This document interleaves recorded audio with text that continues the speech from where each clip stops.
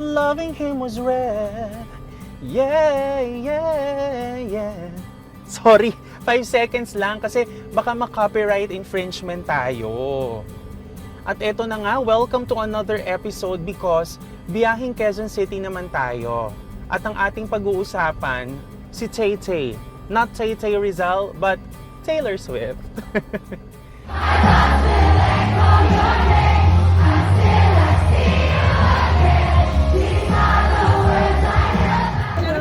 Thank you.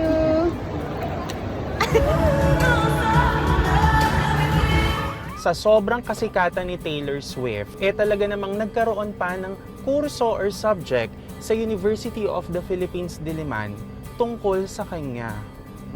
Grabe naman talaga ang influence ni Tay Tay.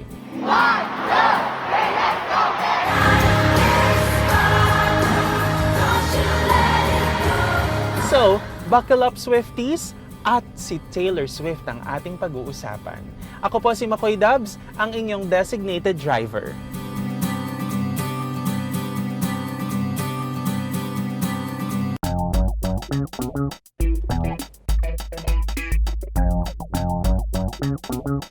So mga friends, sa ating episode naman ngayon, in our passenger seat is Professor Cherish Eileen Brillion or Prof. Iris for short. Siya lang naman ang nagtuturo ng kursong Celebrity Studies Taylor Swift in Focus dito sa UP College of Mass Communication. Since kayo ay isang Swiftie, naging madali ba tanggapin para sa UP community or in the academic community na may kurso o subject tungkol sa isang celebrity?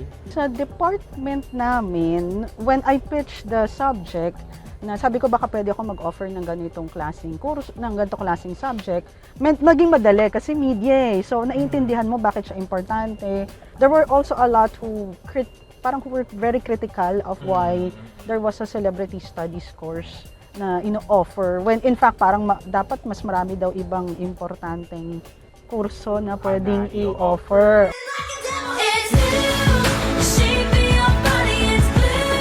Now, the question is, bakit sobrang sikat ni Taylor sa mga Pinoy?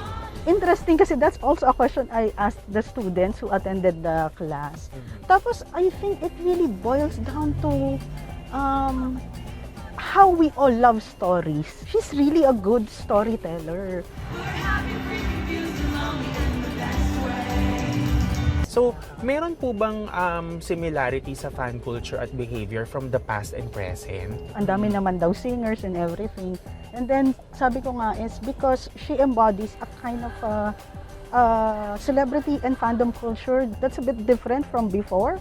And I think malaking role dyan yung number one, online media, internet. I think it's the internet that really in a way changed a lot of how celebrities and fans relate to each other, 'di ba? Kasi dati hindi mo naman pwedeng itag yung celebrity. 'Di ba? Like hindi mo sila pwedeng i-direct message.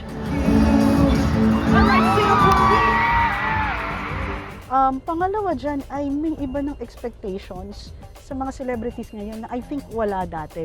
And that's really enabled by technology, no? Hindi natin dinidemand sila ang Backstreet Boys for example to make a stand on certain issues. But it's a culture that's deeply embedded in the fans of today. Kasi napapaisip din ako minsan, Prof. Iris, ito bang fandom culture na ito, exclusive lang ba yan sa showbiz industry?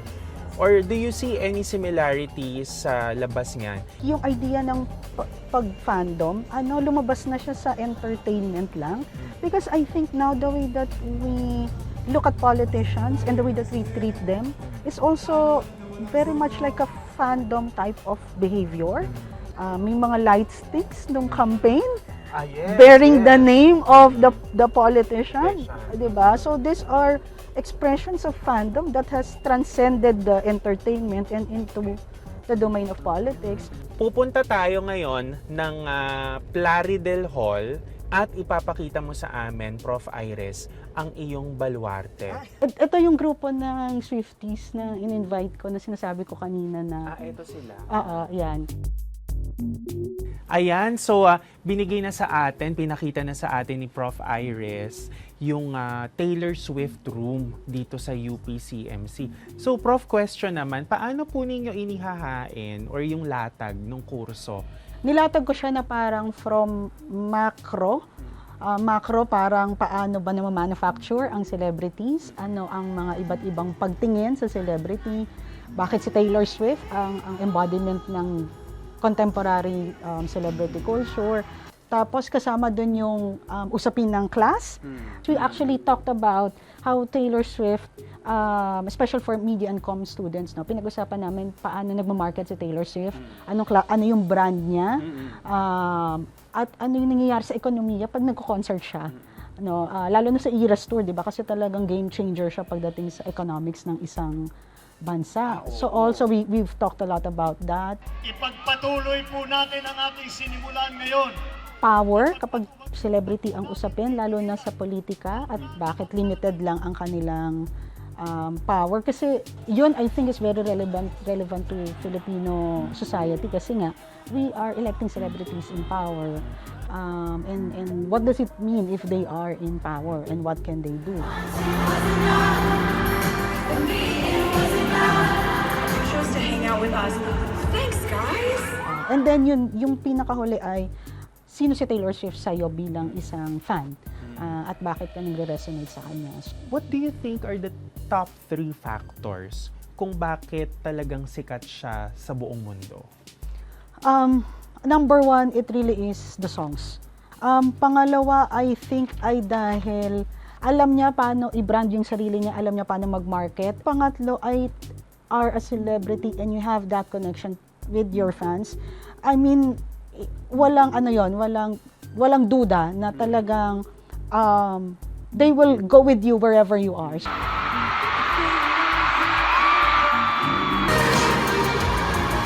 Grabe, napakasaya naman ng discussion natin na ito. Maraming salamat, Professor Iris. Prof, maraming salamat. Yes. Din, Makoy, Till next sa time. pagpunta. Yes, Oo. sana ay makadalaw ka ulit dito sa UP. Oo naman. Yes, For salamat, sure yan. salamat. Salamat. O siya, Prof, maiwan na kita. Yes. Ang mga Pinoy talaga, kapag nagmahal, nako, todo bigay. We are very passionate and we are loyal fans. Totoo naman. Grabe ang pag-idolo ng mga Pilipino sa mga celebrities at mga personalities. But don't get me wrong, walang mali doon. Nothing wrong with that actually. Wala namang masama sa paghanga or sa pag-idolize. Pero lagi nating tatandaan, hanggang dun lang tayo sa paghanga. Pwede tayong kiligin, pwede tayong sumaya, pero wag sobra-sobra. Dapat yung sakto lang. Wag OA. Thank you for joining us in this drive at sa ating episode. Muli, ako po si Makoy Dubs, your designated driver. Hanggang sa susunod na episode. Loving him was red. Yeah, yeah.